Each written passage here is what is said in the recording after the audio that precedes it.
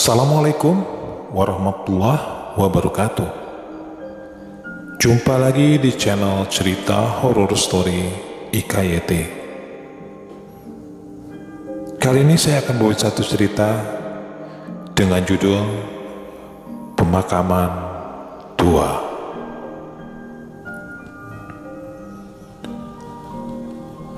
Suara HP bergetar dan muncul notifikasi email di HP-ku. Saat kubuka email itu, ternyata dari seseorang yang mengirimkan cerita ini. Pelan-pelan kubaca cerita ini, sambil ditemani kopi Indo Cafe yang tadi sore kubeli dari warung sebelah rumah. Nikmat rasanya kopi ini, menemaniku sambil meresapi isi cerita. Aku pikir, alangkah baiknya aku bacain juga cerita ini buat kalian, agar bisa berbagi kebahagiaan dan indahnya isi cerita ini. Begini isi ceritanya.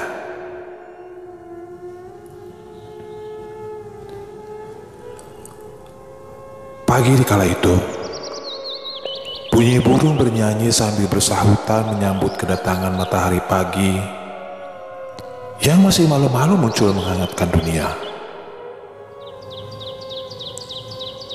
Pelan-pelan matahari ini semakin berani dan tanpa malu menampakkan dirinya lebih tinggi.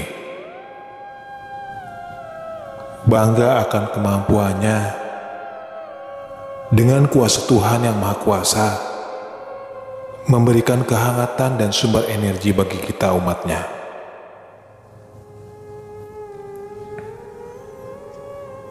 Tahun 2005. Pak Tandu, salah satu bapak tukang beca yang sering mangkal di depan pasar, seperti biasa menunggu setiap penumpang yang ingin memakai jasanya.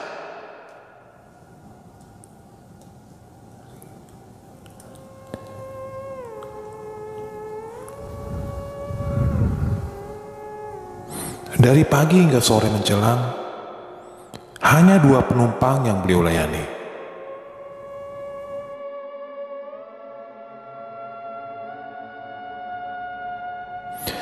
Penghasilan pun hanya 20.000 saja yang ia dapatkan pada hari itu. Karena penghasilan tak sesuai dengan target untuk memenuhi kebutuhan hidupnya, Pak Tandu terus setia menunggu penumpang lain yang memerlukan jasanya sampai sore hari pun datang hadir kepadanya. Pukul 17.00, dari arah kejauhan berjalanlah seorang ibu-ibu separuh baya dengan membawa tas belanjaannya. Beliau pun meminta Pak Tandu untuk mengantarkan ke rumahnya.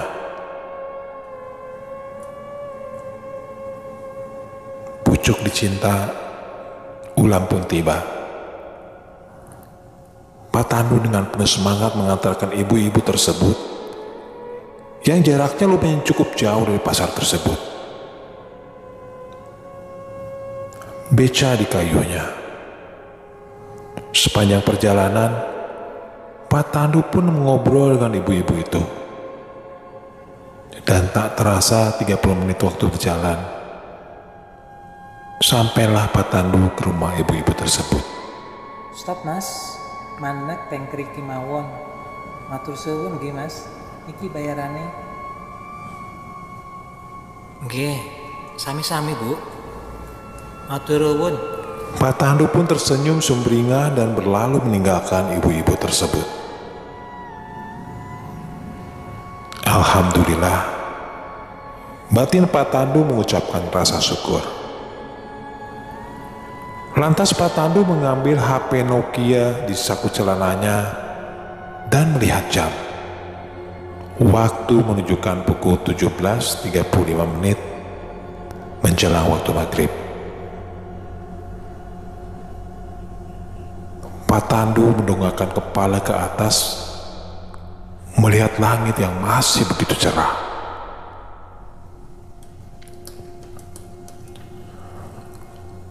Pak Tandu pun lantas merogoh saku celananya, mengambil uang yang didapatnya dan menghitungnya. Alhamdulillah, cukup ini untuk makan kita besok, batin Pak Tandu.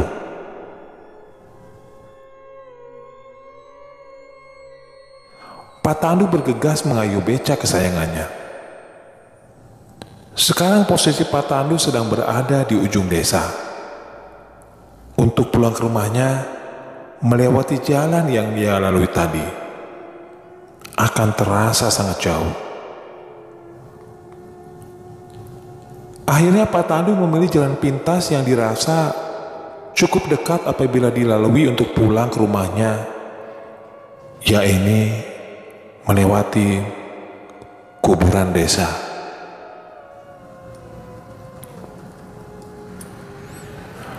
Dirasa sudah sangat sore, Pak Tandu pun memilih jalur cepat, yaitu melewati kuburan desa karena dirasa jalan itu jalan terdekat untuk menuju ke rumahnya. Kuburan itu sangat luas dan terbagi menjadi dua. Di tengah-tengah makam itu terdapat jalan yang cukup besar untuk dilalui mobil pun cukup. Dan di samping pemakaman tua itu terdapat rumah Belanda tua. Pak Tandu dengan santai mengayuh beca tuanya. Sebelum memasuki jalan area pemakaman, dari arah jauh nampak seorang wanita muda berparas cantik.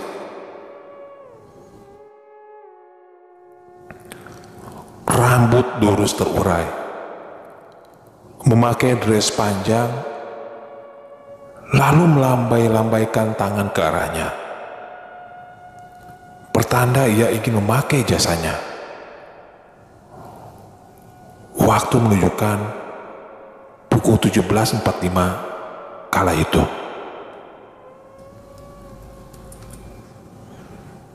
Tanpa pikir curiga, Pak Tandu langsung menghampiri wanita tersebut. Mau kemana, Neng? Tanya Pak Tandu. Anterin saya ke rumah, Pak. Rumah saya tak jauh dari sini. Jawab gadis itu dengan suara datarnya. Gadis cantik itu menaiki beca Pak Tandu. Pak Tandu yang semula ingin memasuki jalan area pemakaman itu seakan-akan lupa. Sepenglihatan beliau, jalan yang ia lalui sangatlah halus. Tak ada bebatuan sama sekali. Bahkan langit pun tak nampak gelap. Padahal ini sudah menjelang maghrib. Pak Tandu pun masih sangat santai mengayuh becanya. Seakan-akan terkena sirep, wanita muda itu masih bungkam seribu bahasa. Bahkan dia pun seperti mematung duduk di kursi beca Pak Tandu.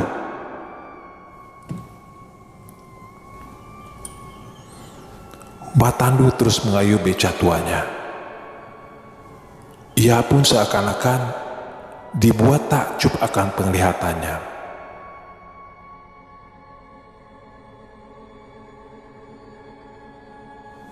Dalam batin Pak Tandu berkata, Baru kali ini di desaku sendiri melihat perumahan gedung berjejer rapi. Ramai lagi. di saat Pak Tandu masih asik melihat sekeliling, tiba-tiba suara wanita muda itu memecahkan pandangannya. Belok kanan ya, Pak. Itu di depan rumah saya. Ucap wanita muda itu berbicara tanpa ekspresi. Suaranya datar, membuat siapa saja yang mendengar itu merinding dibuatnya. Baik, Neng. Setelah beberapa menit kemudian, wanita misterius itu memberhentikan becanya. Berhenti di sini saja, Pak. Sambil tersenyum menyeringai.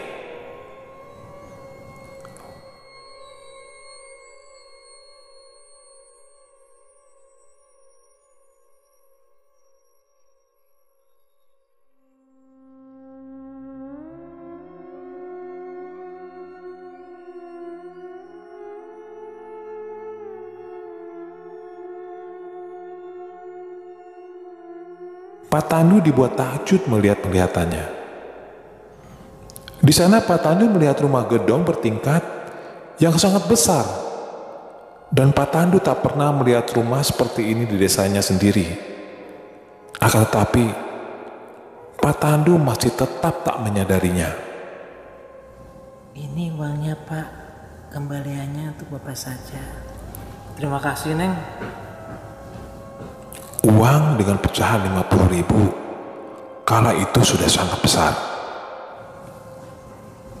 Wanita muda itu menatap datar Pak Tandu tanpa ekspresi apapun. Dia pun berjalan menuju rumahnya. Pak Tandu memutarkan becanya dan akan pergi melewati jalan semula. Beca pun ia kayu. Baru beberapa langkah di rumah itu, tiba-tiba ada yang menyangkut di becanya, membuat langkahnya terhenti. Pak Tandu turun memeriksa beca tersebut. Apa kira-kira yang menyangkut itu? Pak Tandu lantas membukukan badannya, dan seketika Pak Tandu dibuat kaget. Badan Pak Tandu lemas seketika seperti tak mempunyai tulang. Setelah diperiksa dengan seksama, ternyata yang menyangkut adalah batu nisan. Seketika Pak Tandu terjengkang. Langit pun yang berubah cerah sontak berubah menjadi gelap gulita. Semakin paniklah Pak Tandu dibuatnya. Dengan disinari cahaya bulan yang remang-remang, Pak Tandu pun menatap sekitar yang ternyata Pak Tandu sudah berada di pemakaman umum desa. Rumah gedong yang ia lihat tadi berubah menjadi pemakaman dan pohon-pohon besar. Pak Tandu hanya bisa beristighfar dalam hati.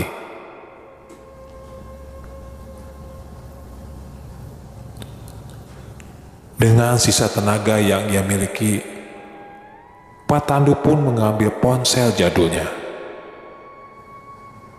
Ia pun melihat jam. Ternyata waktu sudah menunjukkan pukul 1 malam. Dalam batin Pak Tandu,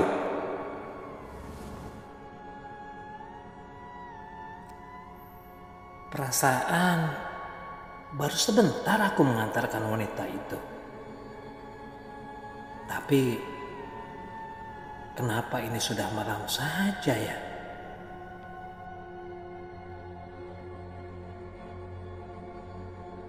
Pak Tandu pun masih tertunduk lesu, tak tahu harus berbuat apa lagi. Dari arah belakang, tiba-tiba Pak Tandu mendengar suara khas tawa seorang wanita yang sangat menakutkan.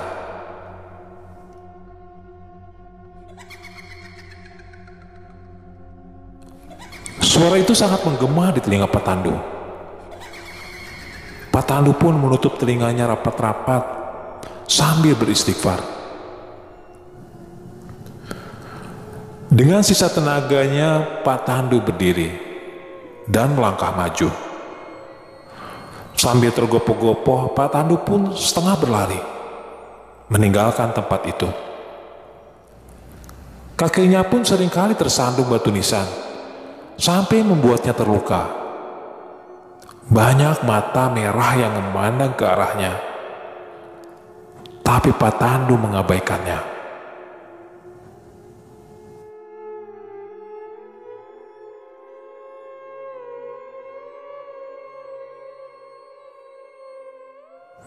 Dari arah kejauhan, Pak Tandu melihat lampu kuning dengan sinar yang remang-remang.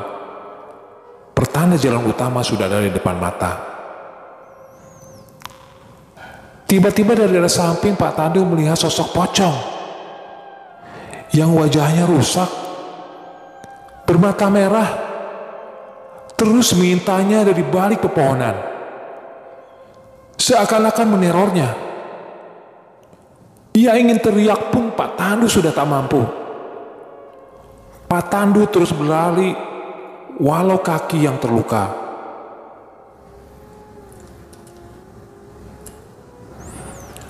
Akhirnya setelah beberapa menit berlari, Pak Tandu pun berhasil menemukan jalan keluar dan terus berlari ke pemukiman warga. Karena pemakaman tua itu lokasinya jauh dari desa. Tolong, tolong, tolong. Teriak Pak Tandu berharap akan ada yang menolongnya.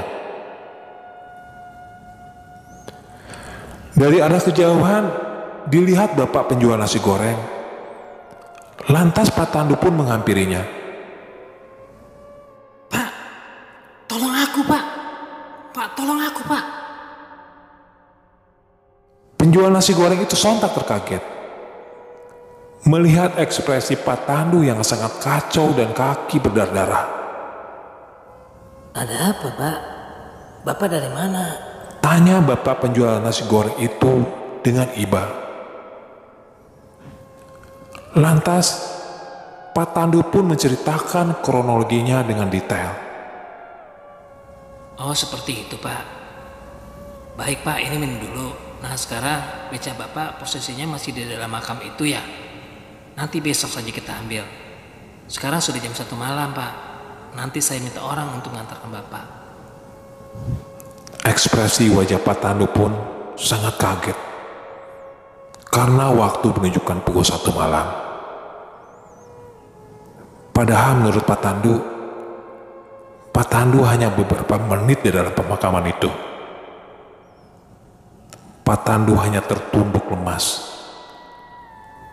Ponsel Pak Tandu pun sudah lobet.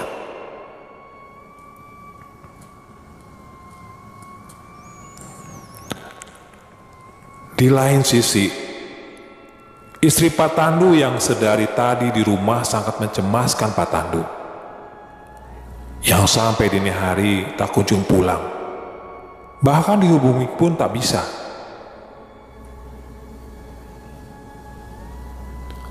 Pak Tandu lantas diantarkan oleh tukang beca pula, yaitu temannya bapak penjual nasi goreng. Pak Tandu hanya tertunduk lesu dan tak bisa melupakan kejadian itu. Ditanya pun, Pak Tandu masih bungkam. Selang beberapa menit, Pak Tandu sampailah di rumahnya juga.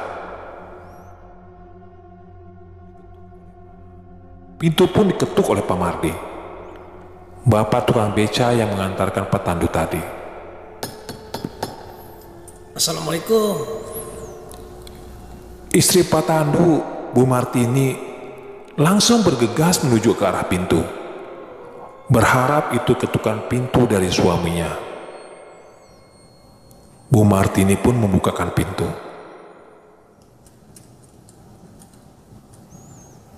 Dengan ekspresi wajah yang sangat kaget, Bu Martini langsung menghampiri Pak Tandu dan menanyakan apa yang terjadi.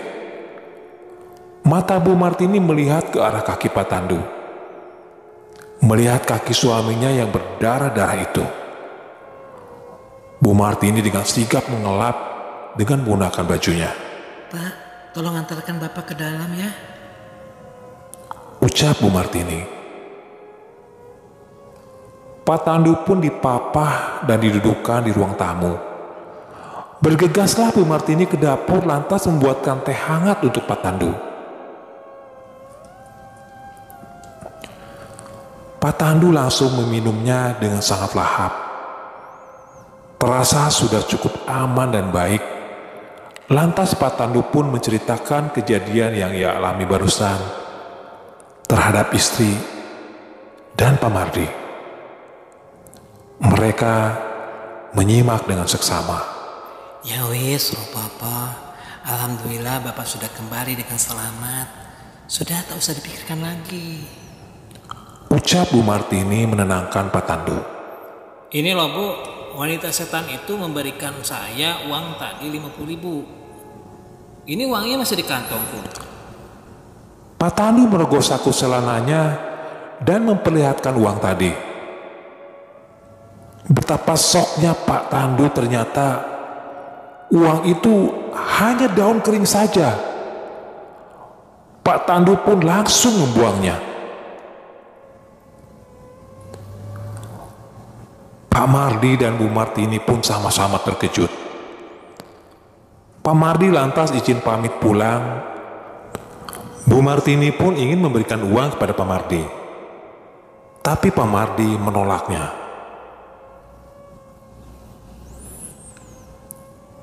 Keesokan paginya pun gempar.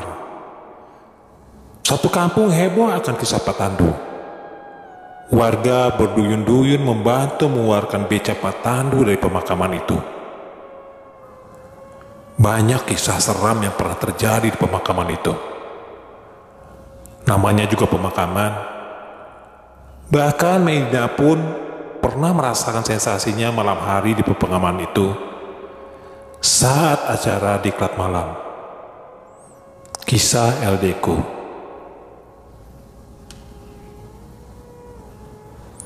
Membaca cerita ini membuatku sadar bahwa hidup tidaklah terlalu indah bagi sebagian orang, dan semakin menyadari betapa beruntungnya kita. Terima kasih ya Allah atas nikmat yang telah Engkau berikan padaku. Demikian saja cerita dari pemakaman tua. Nantikan kisah-kisah dan cerita berikutnya pada video saya selanjutnya. Assalamualaikum warahmatullahi wabarakatuh.